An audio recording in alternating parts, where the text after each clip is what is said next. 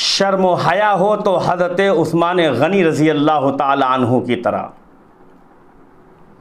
एक बार का वाक़िया है कि नबी पाक सल्लल्लाहु अलैहि वसल्लम हुजरे आयशा में आराम फरमा रहे हैं। अचानक दस्तक होती है दरवाज़े पर।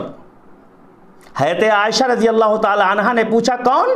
मालूम हुआ कि आपके वालिद सिद्दीक़ अकबर रज़ी अल्लाह। अल्लाह के पैगंबर ने फरमाया, बुला लो अंदर। कुछ देर के बाद फिर दस्तक होती है। फिर अम्मा आयशा ने पूछा, कौन? मालूम हुआ हज़रत उमर। बोले, बुला लो अंदर। फिर तीसरी मर्तबा दस्तक होती है। अल्लाह के पैगंबर ने पूछा, पूछो कौन? मालूम हुआ उस्मान गनी। अल्लाह के पैगंबर ने कहा, उस्मान गनी को वहीं रोको, उस्मान गनी को वहीं रोको। रोक दिया, नहीं आने दिया अंदर। हुजूर सल्लल्लाहु अलैहि वसल्लम फ़ौरन लेटे हुए थे ना, आराम फरमा रहे थे, उठे और उठने के बाद वो आप देखते हैं जब बुजुर्गान दीन भी जब लेट जाते हैं या कोई भी लेट जाता है, थोड़ा सा कपड़ा वपड़ा इधर उधर होता है ना, फ़ौरन अपना तहबंद वगैरह सही किया, चादर सही किया, उठ के बैठ गए काये से, हैं दाढ़ी वगैरह सही किया और उसके बाद जो करते हैं कह लगे अब बुला लो।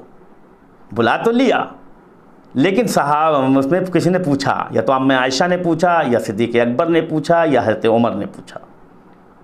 गालिबन अम्मा आयशा ने पूछा कि अब्बा हुजूर आए तो आप लेटे रहे, हज़रत उमर आए रज़ियल्लाहु अन्हु तो आप लेटे रहे। उस्मान गनी के आने पर आपने इतना जो करते हैं मन एहतमाम क्यों फरमाया?